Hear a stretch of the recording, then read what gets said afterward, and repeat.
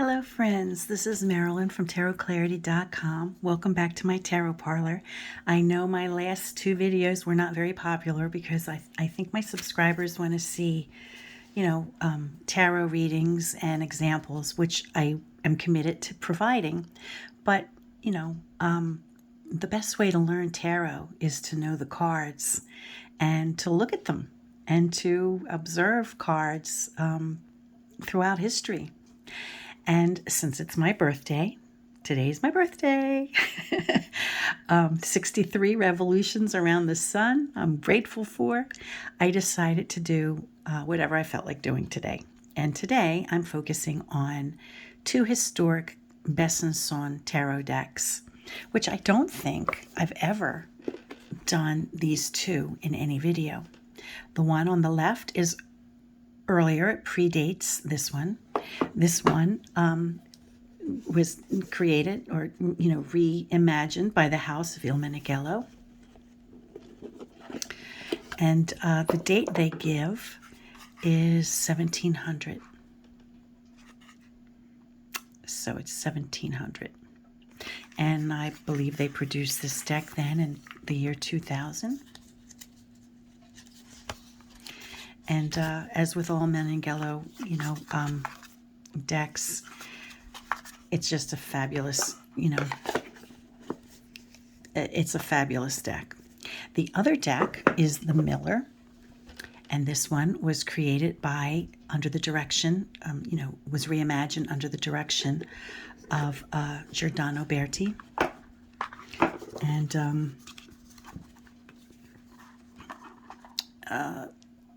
it comes with a book describing Germanic decks, which would include any country under the, that would speak German, right? And this deck, let's see, is dated later, 1780. So I have them. Now I have other Besançon style decks. I have the, 1JJ Swiss, which I've done to death. And, I think you've probably seen to death. So I'm just going to compare these two because I haven't done it before. I don't even know if I've even done a video of either. But they're both beautiful decks and I wanted to. So here we have the Fool. Facing in the same direction as one another. Their clothes are slightly different. Their hats both have a feather. There appears a feather here and there.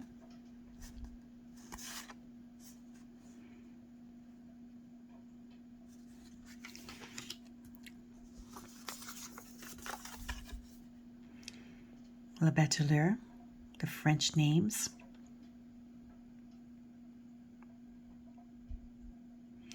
Interesting, this Miller, they have like little corner,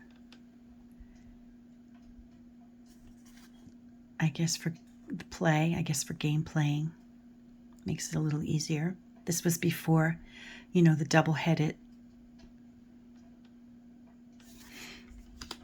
And of course we have a Junon and Jupiter in place of the female pope and the pope.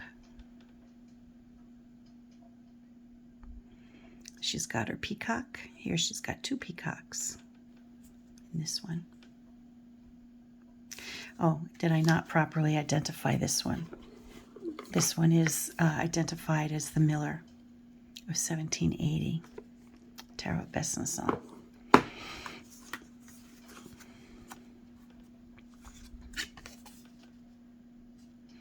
A winged, perhaps, empress. Again, looking in the same direction, the accoutrements or the objects which would identify her held in the same hand. The crown is very similar. Whether they have the same source, I don't know. The emperor in the same direction. His helmet or crown is different. And here in the one on the Miller, he's got a coin. And I don't know if that would be considered a eagle. It doesn't look like an eagle with 4 legs. So there's a deviation on this in that detail. But remember, at the time when tarot decks were played, as games, used for gameplay, they would have had to have satisfied or been in agreement with whoever was in charge, and certainly you have a card as powerful as, an emperor. You had to align yourself probably either with whoever was in charge at that time or in a very generic way. So that may account for, non-specificity, right? And also with the, the appearance of like Jupiter too, right? Not wanting to imply that the, Catholic the figure of the Catholic Church would be higher ranking than whoever was their secular ruler, right? Or, either not wanting to piss off the papacy or not wanting to see the Pope every time they played a game of cards, right? If it wasn't their thing. And I've discussed that before. Interestingly, he also has an eagle. Well, Jupiter, of course, does. That's Jupiter's one of his symbols, as is, lightning and thunder, bolts of lightning, being a god of the heavens. The Lover card.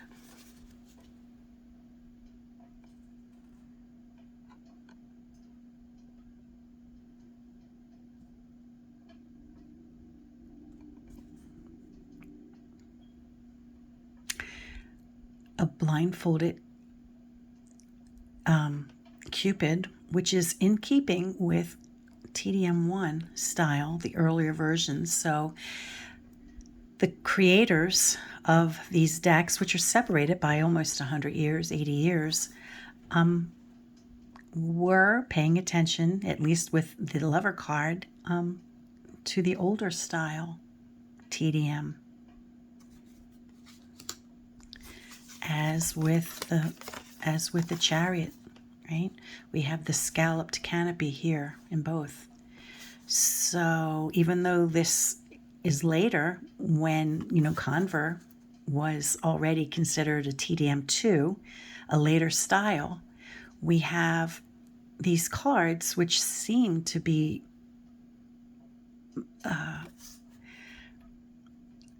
represented by the older fashion of TDM. In this Miller, we have 2 horses going this way, and here the horses, we have a frontal view, even if the horses look at odds, look as though they're at odds, and here they're at odds with one another as well. But I think it's interesting that they have the TDM motifs so far with the Lover and the Chariot. Okay, with Justice, again, it appears to be wings in the back. Justice is one of the virtues, so that makes sense. I never showed the backs of the cards.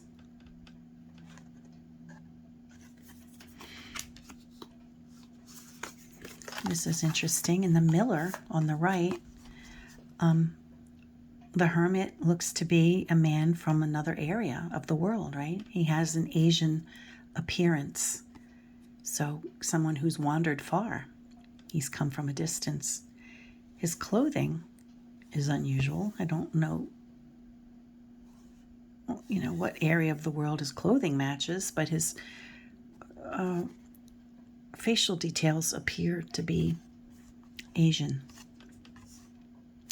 And in the earlier deck, he appears to be more in keeping with a European look.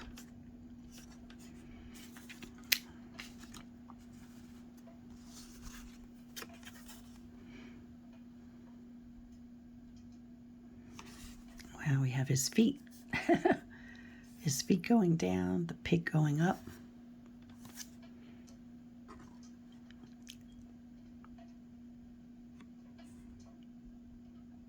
And here we have the tail, or a flame, you know. In some decks, this like translated into a flame, like a torch on like a podium or post. In some, it's the tail of the creature.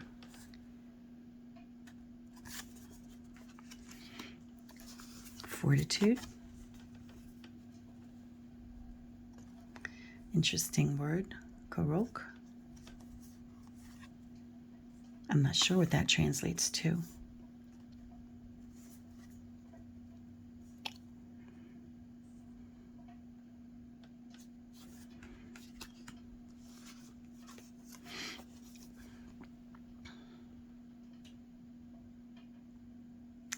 You know, here we have hands hanging down, which I wonder explains why in some of the in the decks of Belgium, there appear to be hands and fingers at shoulder, you know, at the shoulder area. I wonder. And here the hands are in the back.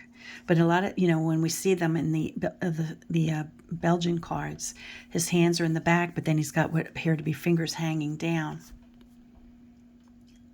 And I wonder, you know, if it's a combination of his hands being in the back and then this image of his hands. I don't know. But in both of these, there was no corruption or misunderstanding that it was a hanged individual. You know, they got him hanging by the foot. Death.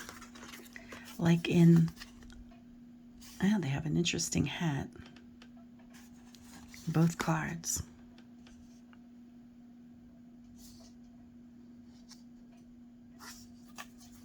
Again, moving in the same direction. Also in the same direction. Temperance. A winged creature, as it is a virtue. Now we have the devil, who is not a virtue, but, you know, his wings are different. You know, maybe he's an angel who fell from grace. Maybe that is what's being presented here. In both, we have non-human creatures, tethered. These two maybe have human features, but they're not human. They're animals, as they are here. And it's interesting, the headpiece, they appear to be feathers. His headdress appears to be feathers. He's got like a cat face.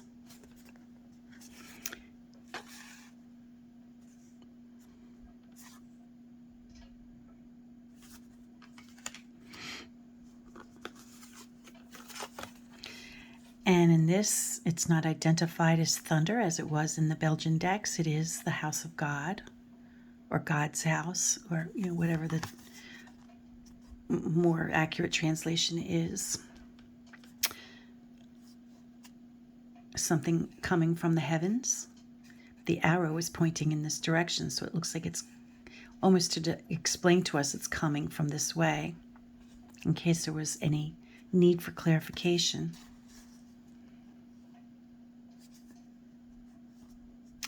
And individuals falling from their perch, presumably.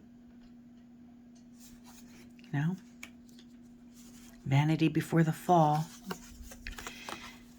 And then we have the star card as represented by the constellation Aquarius.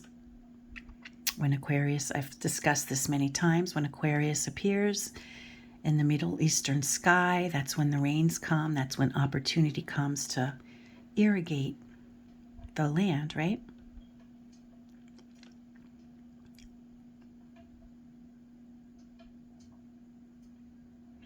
And again, we have the, you know, the configuration of stars is the same. You know, a larger star, 7 smaller stars. A tree, the pitchers, water being poured. Again, they're looking in the same direction. Okay, now just like TDM1, we have the frontal moon. The moon faces us. It's not in profile.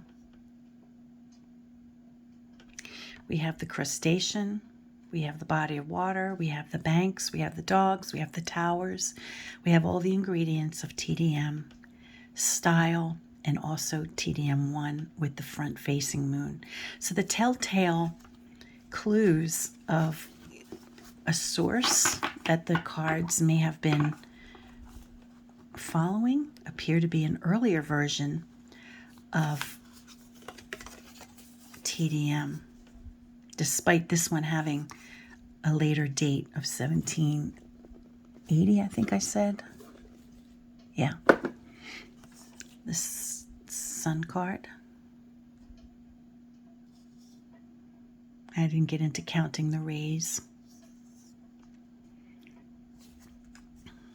Judgment.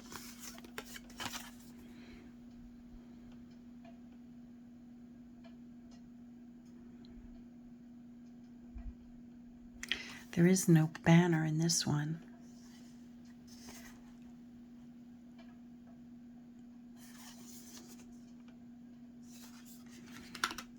And then we have the world. And unlike the Belgium cards, this really is, this is the central figure in a wreath, in a mandala rather, of ambiguous gender. The four beasts, the four biblical beasts. Maybe some liberties taken.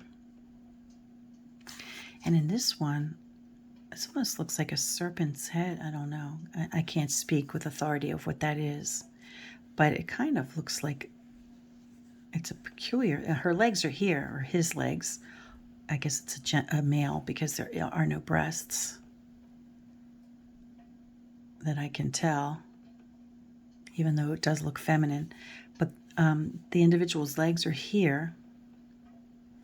So then this thing is kind of like a serpentine, but it's kind of an awkward. I don't know what that is.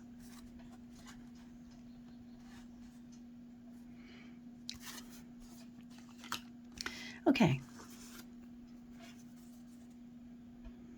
Our aces of sword. Now this looks, one looks like an inversion of the other, right? We have the leafy things on one side here and on the other side there. Right, these things, these elongated leaves or whatever they are. And then the branch with the berries are on the opposite side. And the hand is coming from the opposite direction. So this may have been, copied in this way and printed in this way. I don't know. Or if it was even used at all, I don't know. May not have been a source.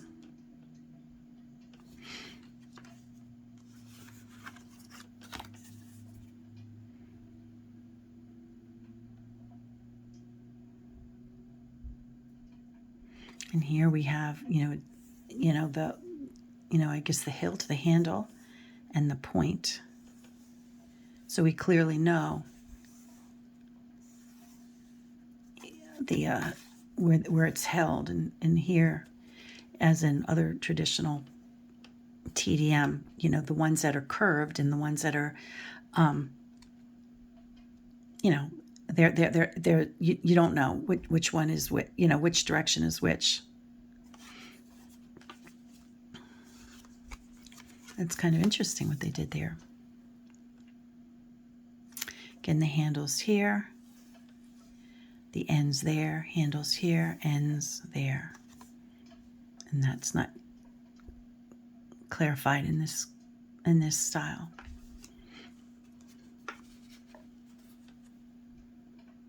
Okay, so from this point on, now look, I have this facing down and this facing up. So I don't know. I don't think I changed the directions that I received them in, but it's possible I did, and then I just don't remember. But at this point on, you may not be interested, because most people are mostly interested in looking at the Triumph cards or the Trump cards more than the pips. But I like looking at the whole deck because I like seeing everything. So if those of you may drop out at the 20-minute mark, I just ask that you give me a thumbs up or a subscription. And yes, I will be doing more of what you come here for. But like I said, I think you don't really ever truly know the cards unless you know the cards. And in order to do that, I think you need to see, and you need to have an appreciation for where they come from. And, the influences that may have had an effect on what we get today, even, I mean, I tend to use historic decks, but every deck that's ever created in modern days has historic cards as their source, right?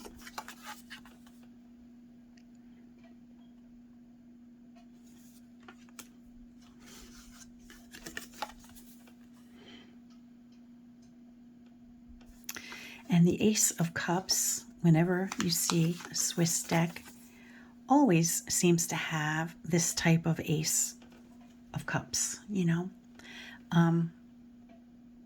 It's just got a roundness to it that's different than the other Italian or French decks.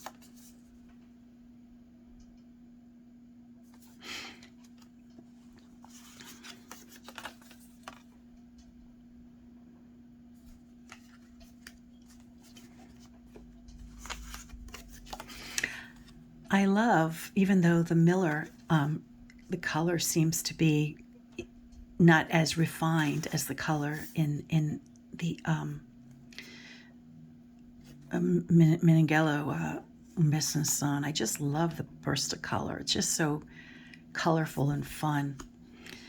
I could have included the Gassman, which also is Swiss, but I've shown that before. And the more decks you show at once, the longer the video is, and this is already going on a half an hour, 22 minutes, so.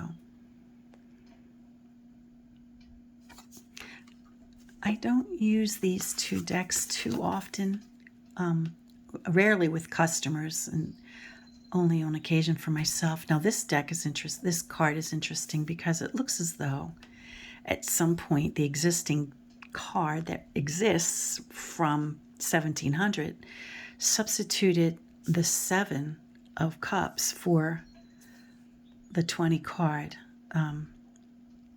the Judgment card, which is interesting, number 20. If Judgment was 20, that in those, 20, it was 20. Some decks that are unnumbered, even that the Judgment card comes after the World card, but in this deck, they were 20 and 21, so that's interesting. I think I've pointed that out in my blog. I think I wrote about it. Okay, we have the 8 of Cups.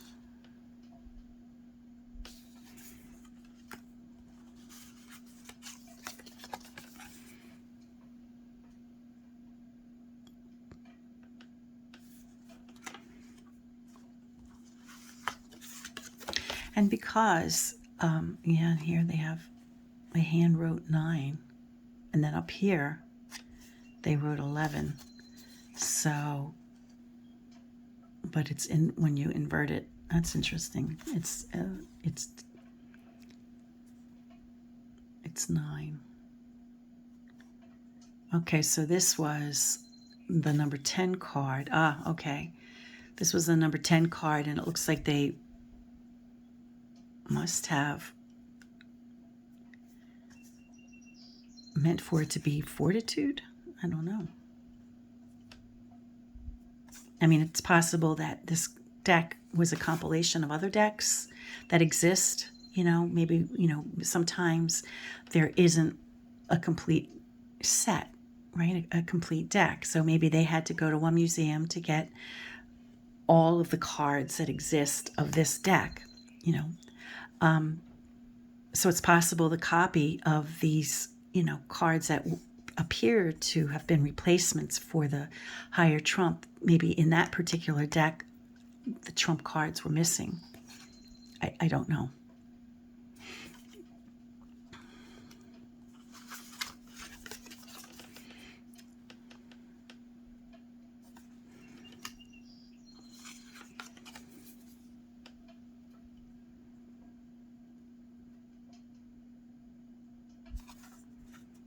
You know, in the Page of Cups, yeah, he's usually got a wreath. You know, it's interesting. It seems across the board, there's like a wreath around the head, and he's always holding his hat, no matter what deck you're looking at of TDM. It's like a tradition, I suppose.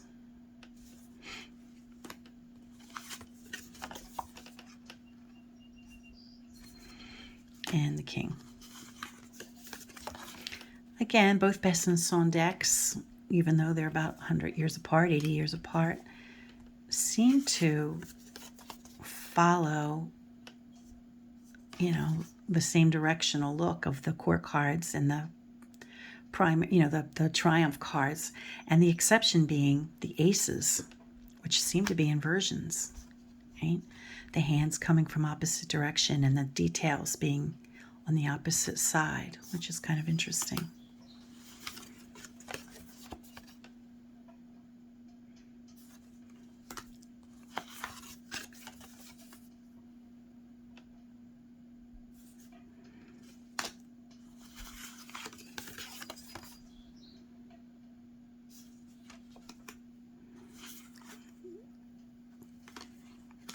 I'd like to probably move this along. I don't like doing really long videos.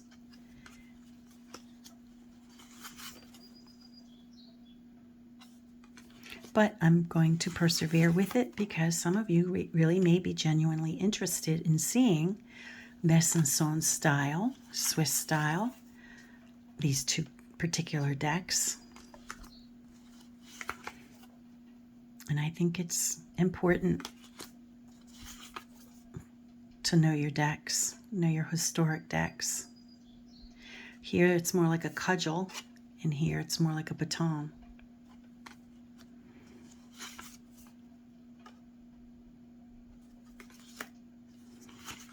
As it is in the Queen and King. Ah, no. In the King, he reverts to a cudgel.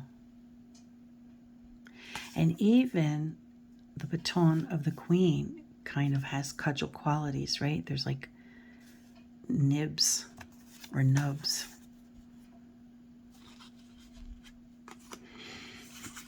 And the Ace of Coins, there's no hand to be opposite. We have, and I don't know, I probably have this upside down.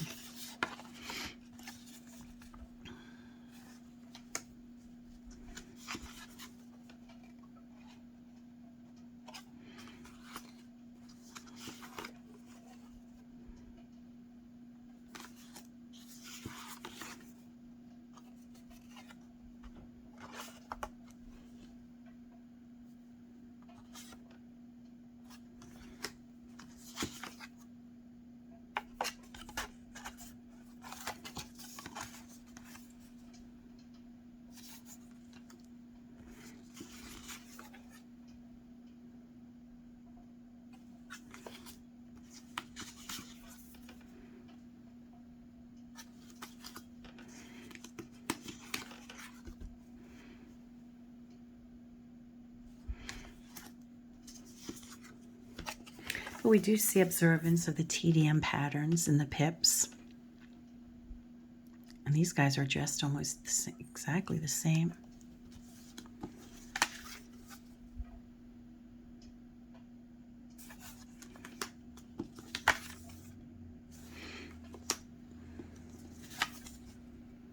So there we have it, friends. I hope this was interesting for you. Thank you for hanging in there. And until next time, peace and stay well.